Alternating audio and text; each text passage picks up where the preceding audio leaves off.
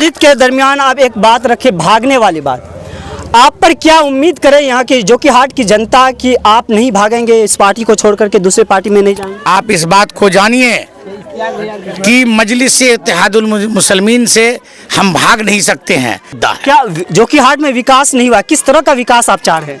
जोकीहाट में हम उस जो विकास चाह रहे हैं, आप जोकीहाट को उठा के देख लीजिए, जो प्रखंड मुख्यालय है वहाँ पर ऐसी बदहाली है कि आज भी वहाँ नदी जैसा बना हुआ है। 90% लोगों का झुकाव मजलिस से इत्तेहादुल उम्मीद की तरफ है। नमस्कार दोस्तों, मेरा नाम नवाजिश है और आप जैनवन खबर देख रहे हैं। जैनवन खबर की टीम इस वक्त विधानसभा चुनाव 2025 के ग्राउंड रिपोर्ट पर उतर चुकी है। ऐसे में हम जोकीहाट विधानसभा के उदाहाट से ग्राउंड रिपोर्ट करके लौट रहे थे तो चीरो पंचायत में देखा कि मुखिया मुर्शीद जी जो एक छोटा सा कार्यक्रम को संबोधित कर रहे थे, हमारे साथ है।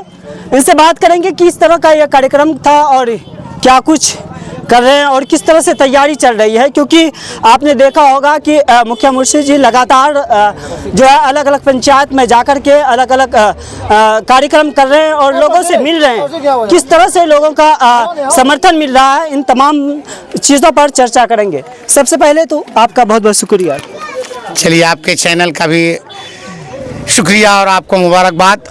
सर, आपसे ये जानेंगे कि किस तरह का प्रोग्राम था आज ये जो आप संबोधित कर रहे थे। मैं बहुत देर से देख रहा हूँ कि आप एक जो प्रोग्राम को संबोधित कर रहे हैं। देखिए, ये कार्यक्रम हमारा हर पंचायत में जाकर के संगठन विस्तार का है।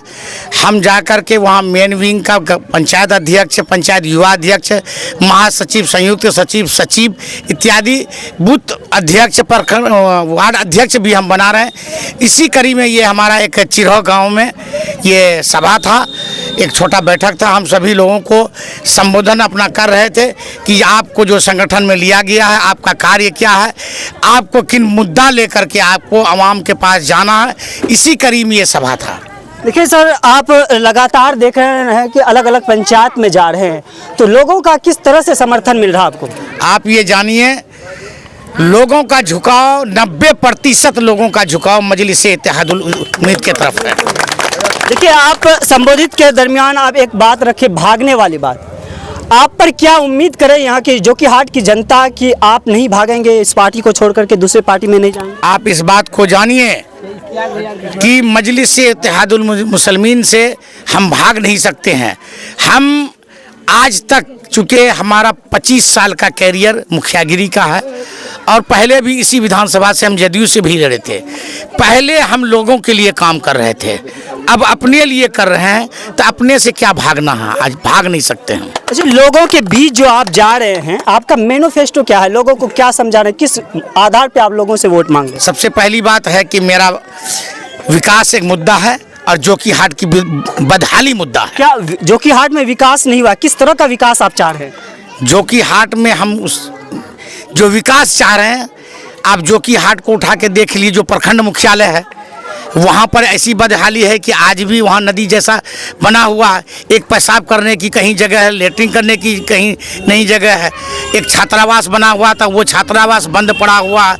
किसी तरह का आप ब्लॉक में चले जाइए, अंचल में बगैर 10,000 5,000 लिए हुए आपका मोटेशन नहीं होगा, 12,000 लिए हुए आपका FIR नहीं होगा, 10,000 लिए हुए इंदिरा आवास नहीं मिलेगा। ये मेरा मुद्दा है। देखिए, इस तरह के जो तमाम जो समस्या आपने गिनाया, क्या जीतने के बाद अगर मुर्शीद आलम वाकईतन यहाँ के लोगों ने, जोकीहाट की जनता अगर आप पर भरोसा करके जिताती है, विधानसभा भेजती है, क्या आप इन तमाम समस्या को हल करेंगे या फिर जो पिछले जो रहा, यहाँ तक अगर जोकीहाट को देखा जाए तो पूर्वज में बहुत लगभग 5 सदी से किसी एक पारिवारिक जो है के लोग रहे हैं जो लगातार सत्ता पर काबिज है।